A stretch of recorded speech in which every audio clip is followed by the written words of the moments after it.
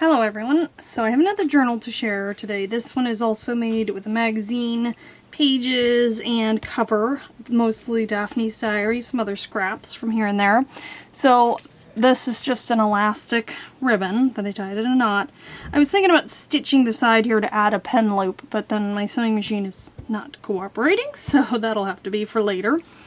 Here is the beautiful cover. Gorgeous. I did the stitching leaving the tails on the outside, and I've added some tiny little butterfly punches to decorate that. Going inside here, so you see this is the Daphne's diary page, and then the back side. Oh, that's my little notes, just a little post-it there. And I don't know if a lot of these pages came from the same Daphne's diary, but I just loved all the floral imagery, so I'm sure you will too. And oh, this journal is kind of Rapunzel themed. So in one of the Daphne's diaries, there was some Rapunzel imagery, and that's what this is from. So flowers and Rapunzel. This is the picture of Rapunzel plant that the mother in the story longed for so much. And then there's another image there and some of the story. And then I've made it a flip up here and added the butterfly. This says Grimm's Complete Fairy Tales, that image on the back, so I wanted to keep that. And then that says Rapunzel. That's just the page that could be changed later. It's an image of some like dyed paper toweling, kitchen towel to make roses, but really pretty. And then this kind of has a castle in the background. Again, the Grimm's fairy tale, and then these are like stamp-like images of the Rapunzel. So I thought this image kind of went with it, looking kind of castle-like. And then flowers. This one has a doily on it covering or knocking back some of that text. Another flower. I've folded this edge up here for a little pocket, and this is just a journal card. And the other side of those kitchen toweling roses. I've covered up kind of the magazine imagery on this side because I wasn't really as interested in the text there, so to make it more usable. Some scrap. I think that's like ink coming off of a brayer, and then these lovely butterflies. This is someone's art probably that was pictured in the magazine, but and then we have some more natural looking pages with landscape imagery. This was an image I found off Pinterest and printed it out. It's of when she's getting her hair cut. Let's see if I'll bring that closer. Rapunzel. And then a scrapbook page, and then this was a digital tag that I had. That I just left, like the magazine, and this also. These ones I just left. Then these are folded up to make a little pocket, and I have these inside.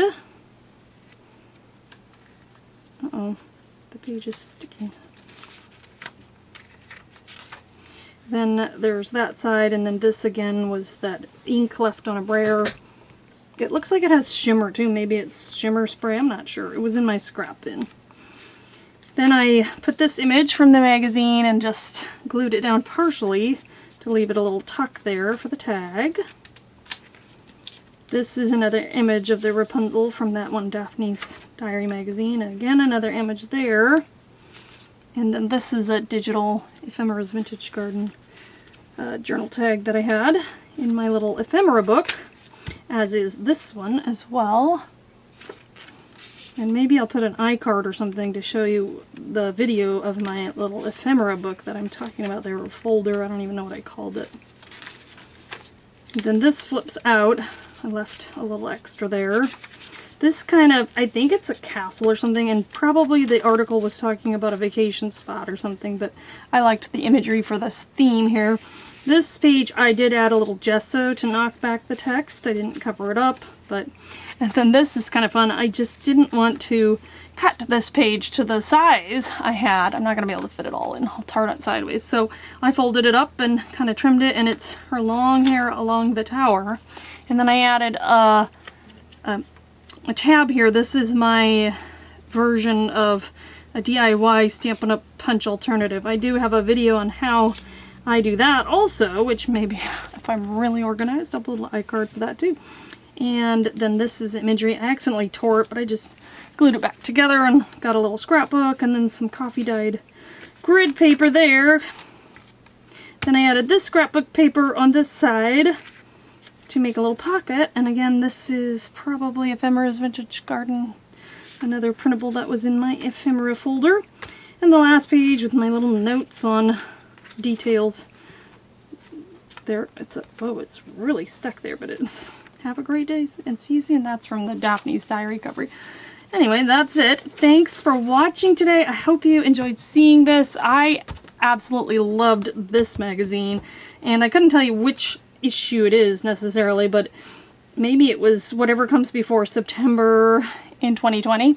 But yeah, the cover, boy, to die for. I had that, so had to use it. Thanks for watching. Have a great day. Bye!